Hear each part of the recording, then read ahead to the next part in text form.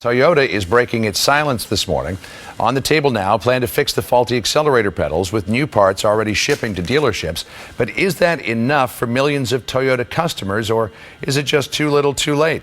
Here for the AM Breakdown this morning is Jim Lentz. He is the President and Chief Operating Officer for Toyota Motor Sales USA Incorporated. Jim, good to see you this morning. Good to see you. A lot of people have been looking for some information for you for a while now. 12 days ago, this recall was announced, and only this morning are you coming out. I guess you had some ads over the weekend. Why did it take so long for that corporate outreach?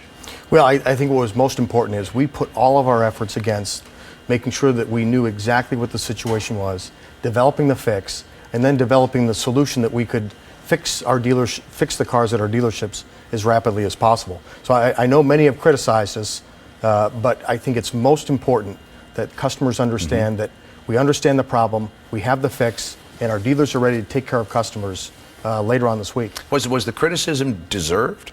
Because everybody looks back at 1982 and what Tylenol did. When the Tylenol scare hit, when somebody was putting cyanide into bottles of Tylenol, they took everything off the market right away. The company came right out, said, here's what we're doing. We're going to keep you safe. They came up with a fix fairly quickly. I mean, just completely redoing the packaging. People have said, and crisis managers I've talked to say, when you look at Toyota, it's less Tylenol than it is Tiger Woods when it comes to public outreach here and explaining to people what's going on, particularly with such a grave safety concern. Yeah, first off, it is a grave safety concern. It's a very rare occurrence that takes place over an extended period of time. It's been about 10 days. So was Tylenol, though. Yeah. It was very rare.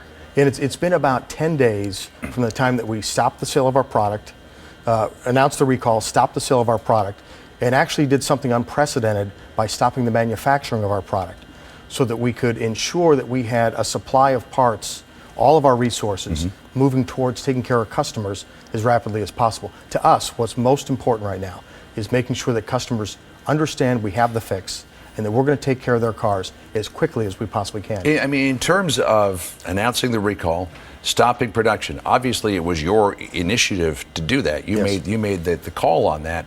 But the Transportation Secretary, Ray LaHood, said on WGN radio not too long ago, he says the reason Toyota decided to do the recall and stop manufacturing was because we asked them to. Is that true? Well, we've been in discussions with NHTSA and in discussions about what we're doing in terms of a recall. Once a recall is in place, a stop sale is mandated by law, and it's the right thing to do. But in terms of stopping production, that was solely our decision. But if the Department of Transportation hadn't come to you and said, hey, you got a problem here, you should recall all these cars and stop production, would you have done it? Yes, we would have. Safety is the key priority for any manufacturer, but especially Toyota. Because if you look at the 50 years that we've been in this country, we've built our reputation on quality, dependability, reliability, and safety. That's what's most important to us. Now, there are some charges by automotive experts that in building to where I guess you've become, in some surveys, either the 7th or the 8th most valuable brand in the world, you ignored problems like this because you didn't want to tell the boss what was going on. I mean, not necessarily you didn't want to tell the boss, but nobody wanted to bring it up the line of the chain of command because Toyota was growing to become the world's largest car company. Nobody wanted to knock that off the rails. Well, first off, our desire and goal is never to be number one. Our desire and goal has always been to take care of customers.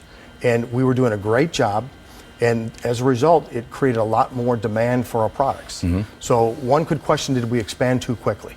And that's something that we could debate and study down the road. What do you think? I think we may have. But it wasn't at the desire to be number one. It was taking care of customers that were demanding the product. We are redoubling our efforts to make sure that safety and that quality, again, is the most important thing for us. Our goal is to build affordable cars, quality cars, and take care of customers one customer at a time. So there's been an evolution of this, and if you look at the Los Angeles Times article, 19 people killed since 2001, some 2,000 reports of uncontrolled acceleration. You initially thought it was a problem with floor mats, and in some vehicles it is. Then it transformed to, no, it's a problem with accelerators in some vehicles. There are still people who believe it's a factor of the electronic control unit that controls electronically the throttle.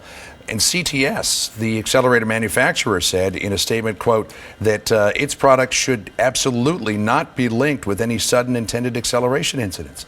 Are you absolutely sure, Jim, that you've got this thing nailed? Yes, we are.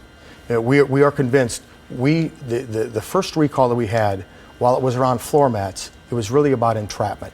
It was about the pedal being entrapped against the mat. And quite frankly, we didn't quite understand how customers used our floor mats. I mean, I know that sounds very simple, but the mats were designed and the accelerator pedal was designed for single mats. Right. So can you guarantee to people who had good faith in your company, bought your vehicles, that if they bring it in for this fix, that's it, problem over? Put it this way, I drive Toyota products. My family, my son's friends, got a Toyota. my neighbors, they all drive Toyotas. I would not put them in vehicles that I did not think was safe. Yes, they're safe cars. All right, we'll keep following this. How long until people can come in and get their cars fixed? We'll start notifying customers this week. All right. Jim Lentz, great to see you. Thanks for dropping by. Appreciate it.